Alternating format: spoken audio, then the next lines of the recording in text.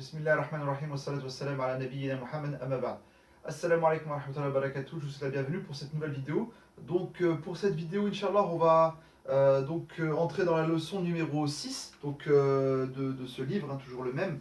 Donc la leçon numéro 6, Inch'Allah, il y aura des nouveaux points, donc des points qui vont concerner la phrase nominale, ce qu'on appelle même le min as-sarf, et encore d'autres choses, vous verrez, Inch'Allah, dans cette petite vidéo. Alors on va commencer sans trop attendre, la leçon numéro 6. Alors j'y vais. Alors toujours pareil, hein, on change pas. La leçon numéro 6, je la publie ici, donc le petit texte. Donc là, vous voyez un petit peu que le texte, il est un peu plus long que les autres, hein, et au fur et à mesure, ça va être toujours un peu plus long.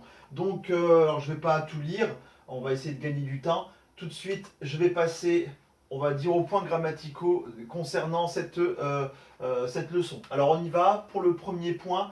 Dans cette leçon, nous allons étudier la possibilité de placer l'attribut avant le sujet dans une phrase nominale. Alors c'est vrai, dans la phrase nominale, on a vu plusieurs choses. Alors maintenant, on va essayer de voir comment placer, justement, et dans quel cas on peut placer l'attribut avant ce qu'on appelle mubtada. Donc on va placer le khabar avant le mubtada. Je répète et je rappelle que la phrase nominale, initialement, c'est dans un premier temps le mubtada qui est en premier, un mubtada on ici et khabar là. Alors ici, on va voir le cas où on va mettre le khabar devant et le mubtada après. Alors on y va, on va prendre tout de suite des exemples. Alors, dans quel cas on fait ça? Alors, lorsque le sujet il est indéterminé. D'accord? Dans le cas où le sujet il est indéterminé, on va justement inverser. Mubtada wa khabar. Donc il se place après l'attribut. On y va tout de suite.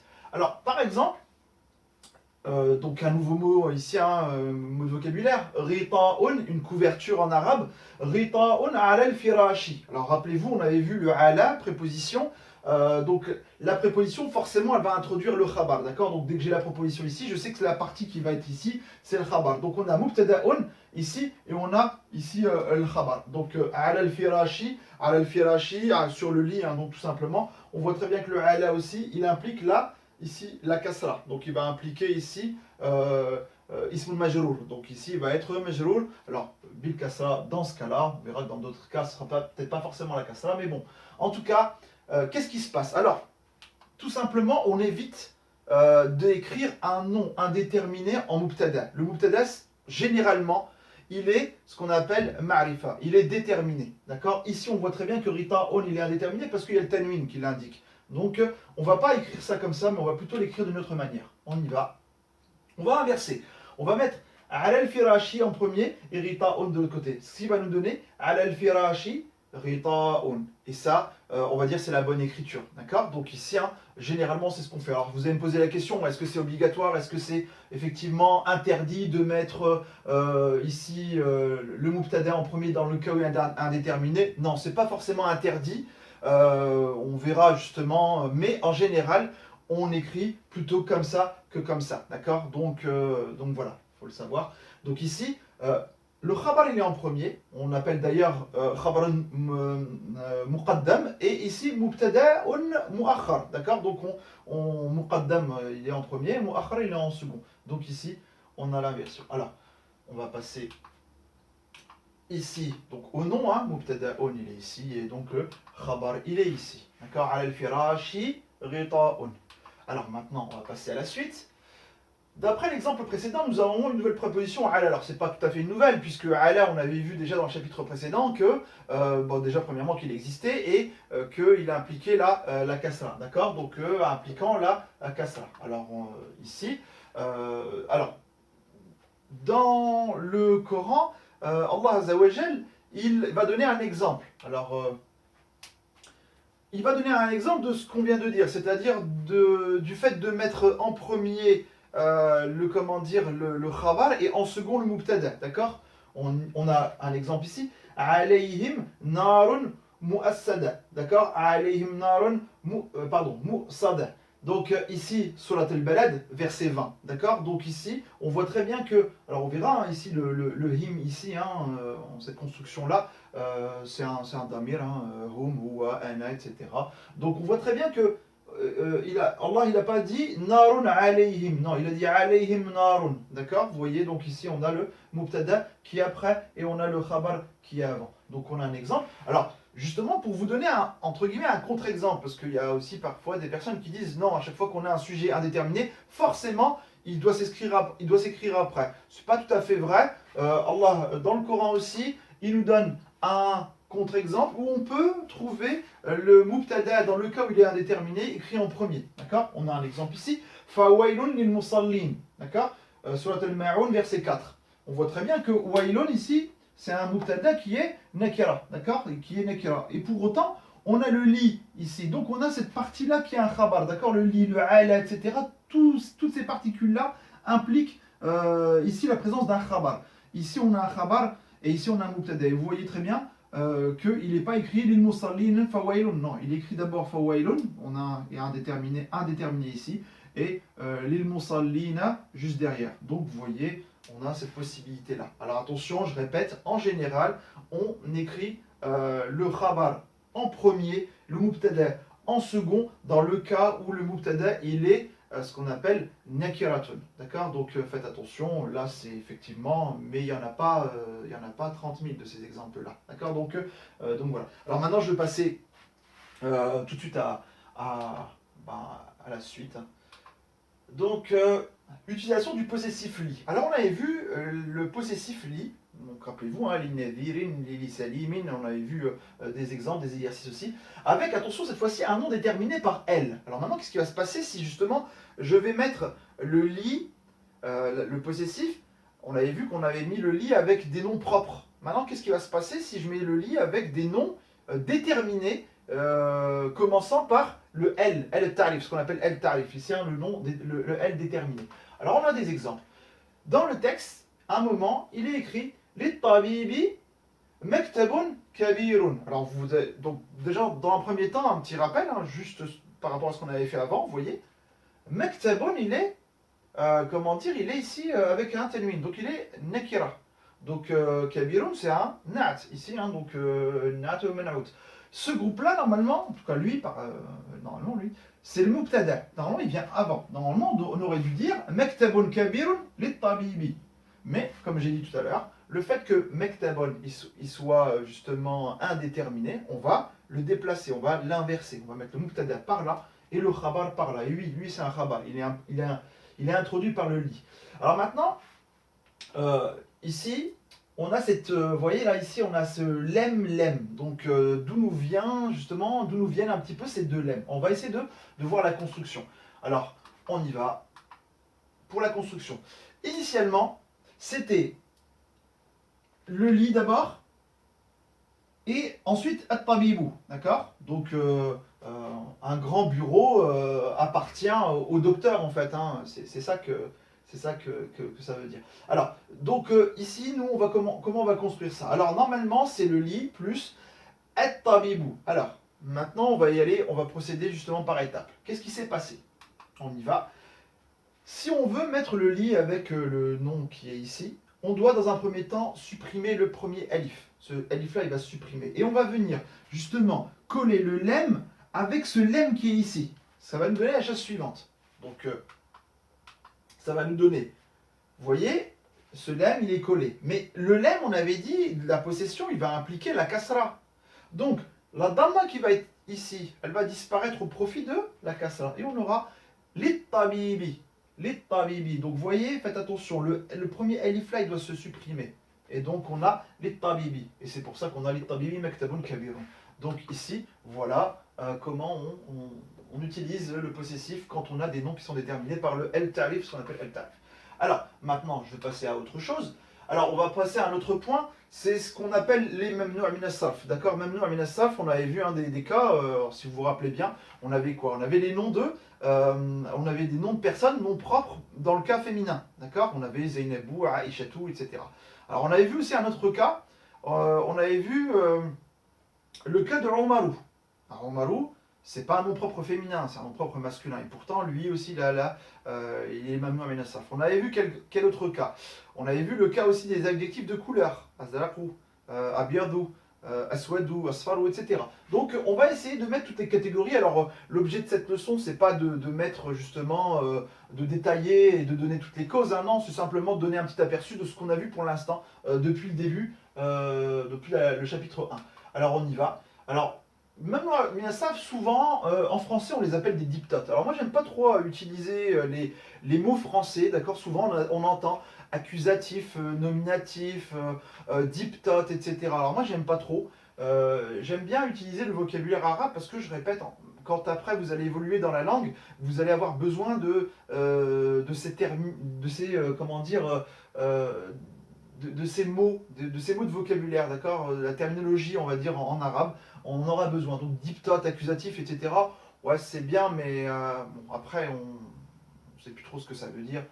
Donc voilà. Alors j'y vais. Dans les Mamnu' min as-sarf, on va commencer les catégories. Les premières catégories, on avait Zainabou, Aishatou, Mariamou, Fatimatu. D'accord. Donc on avait les noms propres féminins. On avait une deuxième catégorie, c'était Omarou. D'accord, hein. Donc Omarou ici. Non masculin, non propre masculin. On avait une troisième catégorie, c'était les verbes, pardon, les adjectifs de couleur, abyadou, azrakou, etc. Et puis on avait une autre catégorie. L'autre catégorie, c'était les adjectifs de couleur mais féminins. Ça, ceux-là seront les masculins et ceux-là sont les féminins, baydaou, zarqaou, etc., etc. Alors, moi, on va dire très brièvement, je vais donner un petit peu les catégories, c'est-à-dire, entre guillemets, le pourquoi ils sont comme ça, mais sans rentrer trop dans les détails. On verra par la suite, Inch'Allah, dans un chapitre vraiment dédié à cette partie-là. Alors, Zainabou, en vérité, tous les noms propres qui sont féminins, alors, entre guillemets, bah, je veux dire à 99%, il y a des noms propres féminins qui ne prennent pas, qui ne sont pas Mamnou min as-sarf, d'accord. Il y en a il y en a quelques-uns, mais ils sont pas, on va dire, ils sont pas en quantité énorme. Il y en a vraiment quelques-uns. Alors, quand on a des noms propres qui en plus de ça sont féminins, ou en tout cas qui ont la marque du féminin, ils sont amenés à Minasaf. Ça, c'est une première catégorie. La deuxième catégorie, c'est Umarou. Alors, c'est un nom propre et à l'origine, c'est Amirun. Alors, c'est ce qu'on appelle Ism Fa'il. On verra dans le détail, hein, d'accord, tout ça. Donc, je vais pour l'instant les énumérer. Abiyadou, etc., c'est des adjectifs. On a une ressemblance avec des verbes de type af'alou. On verra après les différents types de verbes. Et on a Baydaou, c'est ce qu'on appelle le alif du féminin. Donc le alif du féminin, il est là. Donc le alif du féminin, donc dans ces cas-là, pareil, on a des mamnou min as-sarf. Alors il y en a plus que ça des catégories, hein. Moi j'ai mis simplement ceux qu'on avait entre guillemets aperçus jusqu'ici. Alors on ne va pas rentrer dans les détails. Je vous les ai mis simplement pour que bah, voilà, vous ayez un petit peu une sorte de résumé un peu de tous les cas de mamnou min as-sarf qu'on a vu pour l'instant. Il y en aura d'autres. Je passe tout de suite à la chose suivante. Ces différents groupes rentrent dans ce qu'on appelle le mamnou' min as-sarf, ok. Alors, ils ne prennent pas la kasra lorsqu'ils sont précédés d'une préposition par exemple. Alors là, c'est très important. Ces noms propres, enfin pardon, ces mamnou' min as-sarf, ils ne prennent pas la kasra. On ne verra pas un mamnou' min as-sarf avec une kasra, sauf dans des cas, on verra après. Mais en général, ils prennent soit la damma, soit la fatha. Alors, on va voir des petits exemples tout de suite. Alors, je vais mettre les trois cas possibles. Dans le cas où il est marfou', dans le cas où il est mansoub, dans le cas où il est majrour. D'accord. Donc, on a ces trois cas-là. On y va pour le premier. Si je dis par exemple, al-waraqatu bayda'u. Al-waraqatu mubtada wa bayda'u khabar. On voit tous les deux, on voit très bien que à la terminaison, c'est une damma ici et une damma ici. On avait dit qu'il ne prenait pas de tamine celui-là. Donc, pour nous, là, il n'y a pas de problème par défaut. C'est la damma qui prime. On y va, on passe maintenant dans le cas mansoub. Alors, petite question que je vous pose. Dans quel cas on a un mansoub? Alors, le mansoub, il est, jusqu'à aujourd'hui, hein, nous, le cas mansoub, on le voit qu'à partir du moment où on a la présence de leïsa, leïsat, lestou, lesti, lesta, d'accord. Donc, toutes ces choses-là. Les verbes, en fait, leïsa. D'accord. Donc, on y va. Maintenant, si je reprends cette même exemple, mais je vais mettre une négation. El waraqatu, leïsat, oui, un waraqatu, c'est féminin. Leïsat, elle n'est pas. Et dans ce cas-là, elle n'est pas blanche. Elle n'est pas leïsat bayda'a. D'accord. Leïsat bayda'a. Jusque-là, pareil, il n'y a pas de souci particulier. Donc, on a damma, on a la fatha. Maintenant, on va regarder dans le cas où on devrait avoir la kasra. On y va. Al-qalamu, donc le stylo. Ala, alors là, tout de suite, dans ma tête, dès que je vois ala, là, il faut que, voilà, il y a un panneau qui doit se présenter à moi. Ala, ça implique le cas majrour, donc le cas par défaut avec une kasra. Ala, alors attention. Walaqatin, il n'y a pas de problème. Lui, il va prendre la kasra, ce n'est pas un adjectif, donc il n'y a pas de problème, lui, il prendra la kasra. Alors, walaqatin bayda'a, normalement, ça devrait être walaqatin bayda'i. D'accord. Puisque ça, c'est un adjectif. en vérité, c'est un na'at. Lui, c'est un man'out. C'est-à-dire que lui, ils s'accordent dans tous les sens du terme. Si lui, il est majrour, lui, il est majrour. Alors en vérité, lui, il est majrour. Il n'est pas majrour bil kasra, il est majrour bil fatha, tout simplement. Alors, regardez bien, il y a une fatha. Lui, dans ce cas-là, regardez bien, il n'y a pas de alif lam, on est d'accord, hein, il est normalement indéterminé, il est nakira. Donc, lui, il prendra la fatha, il ne prendra pas la kasra. Alors que normalement, il devrait prendre la même chose que lui. C'est-à-dire qu'on devrait avoir waraqatin bayda'i. À la rigueur, pas bayda'in, mais bayda'i. Mais le principe justement du mamnu' min as-sarf, c'est que il prend une damma, il prend une fatha, mais il ne prend pas une kasra. D'accord? Dans le cas majrour. Ok, alors je vais passer maintenant à la suite. Donc là. Alors, on y va pour la suite. Alors attention, alors panneau d'attention ici. Ils se termineront avec la kasra, oui, ils vont se terminer avec la kasra dans un cas. D'accord? Dans un cas très précis. S'ils deviennent des noms déterminés en prenant par exemple l'article L, d'accord? Dans ce cas-là, ils vont prendre la kasra, que dans ce cas-là. C'est-à-dire à partir du moment où ils sont déterminés. Je donne un exemple. Alors on y va. Si je dis maintenant, al-qalamu ala, alors attention, ala al-waraqatil bayda'i. Vous voyez là, il y a il est nat aussi, hein, d'accord? Puisque là, il s'accorde en genre et en nombre dans tous les sens du terme. Donc ici, on a elle. Donc ala va impliquer la kasra ici, mais comme lui, le verbe, l'adjectif pardon, de couleur est déterminé, il prendra la kasra. Vous voyez ici? Donc là, dans ce cas-là, il prend la kasra, mais pas dans le cas précédent. Alors on y va. Allah, dans le Coran, Allah Azza wa Jal, il donne un verset, et le verset c'est le suivant. Alors, on y va. Je vais me mettre de côté.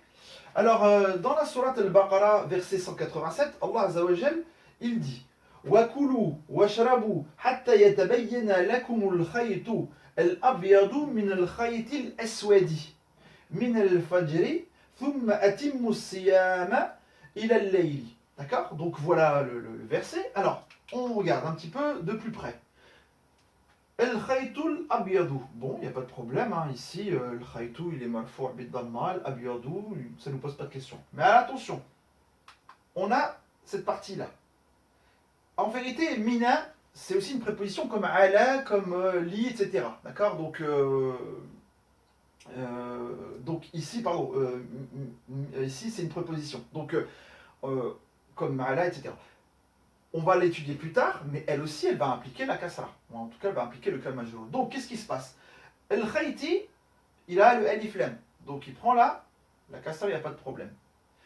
Par contre, le aswadi, d'accord, ici, comme il a le alif lam, eh ben, il va prendre la même terminaison que le khayti. Parce que aswadi, c'est un adjectif de couleur. Donc, il va prendre la même terminaison. Et on voit très bien que dans le Coran, il y a bien une kasra. D'accord? El aswadi.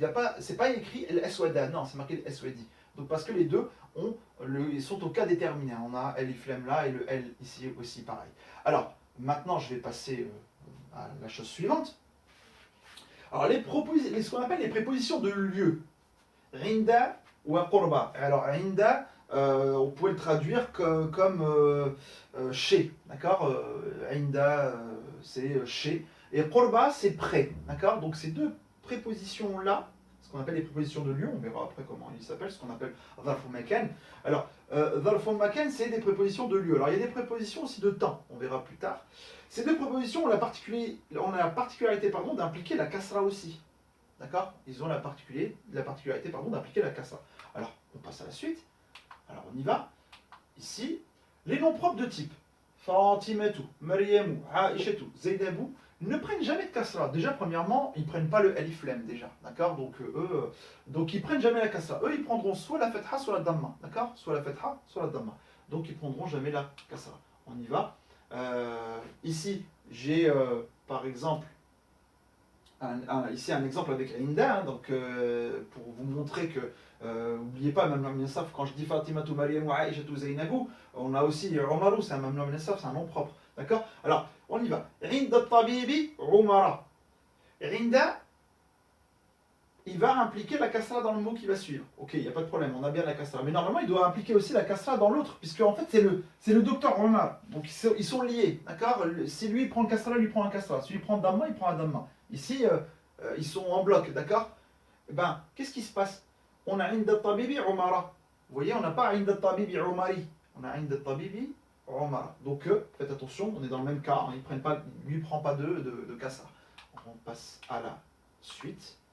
Alors, le féminin par nature. Alors, les féminins par nature, c'est des noms dont, quand on les regarde, on ne voit pas de thème al-bouta, par exemple. Parce qu'on avait dit la fois dernière qu'à partir du moment où je voyais un mot avec un thème al-bouta, entre guillemets, il est féminin. D'accord, je dis bien entre guillemets, c'est pas forcément tout le temps le cas. On avait pris un exemple, par exemple, le nom propre Muawiyatu, radiallahu anhu, Muawiyatu, c'était un calife de l'islam. Lui, c'est un homme et son nom, entre guillemets, son prénom, pardon, se termine par une thème al-bouta. Ce n'est pas du féminin, c'est pas féminin. Donc ici, féminin par nature, alors, les féminins par nature, on a par exemple Ardon. Alors on a d'autres mots, hein, donc on a Ardon. Ardon, je le regarde, il n'y a pas de thème al-bouta. Par contre, lui, il est féminin. D'accord? Donc je vais dire par exemple Hadihil Ardu. D'accord? Hadihil Ard. Donc je ne vais pas dire Hadal Ard, non, je vais dire Hadihil Ardu. Donc ici, vous voyez bien, on en a d'autres, hein, donc vous allez voir après, on va apprendre d'autres choses, notamment les parties doubles du corps, la main, l'œil, l'oreille, etc. sont des féminins par nature. Alors, on va, en vérité, on va bientôt s'arrêter, puisque maintenant j'arrive aux exercices. Alors, les exercices, ça va commencer à la page 66. Donc toujours pareil, dans la page 66 du livre, il y a des exercices donc, de compréhension orale, et puis on a l'exercice numéro 2 et l'exercice numéro 3, comme dans le chapitre, donc la leçon numéro 5. L'exercice 2 et 3 sont des exercices de traduction et de vocalisation. Donc c'est vraiment des exercices très très intéressants à faire. Donc moi je vais m'arrêter là, hein, donc voilà, pour un petit peu ce petit cours, cette petite leçon numéro 6. Inch'Allah, demain ou après-demain, je ne sais pas quand j'aurai le temps, j'essaierai de corriger les exercices numéro 2 et 3, toujours des exercices très importants. Donc voilà. Donc moi je vais m'arrêter. Sur cela, moi je vais vous souhaiter une bonne soirée, Inch'Allah. Je vous dis à la prochaine pour la correction et ensuite la leçon numéro 7. Donc bon, alhamdoulilah, on arrive à peu près à un tiers du livre. Hein. À la leçon numéro 10, on aura fait plus d'un tiers même. Donc en sachant qu'il y a 30 leçons. Donc on s'en arrive à la 10e avec toutes les leçons, on va dire, préliminaires avant de rentrer dans la leçon numéro 1, parce on a fait pas mal de petits chapitres, ce qu'on appelait les chapitres outils, ça nous a pris beaucoup de temps. Donc on aura déjà, Inch'Allah, on sera déjà arrivé au moins au tiers du livre. Donc voilà, sur cela, moi je vais vous laisser, je vous souhaite de passer une bonne soirée, salam alaikum wa rahmatullahi wa barakatuh, je vous dis à la prochaine, salam alaikum.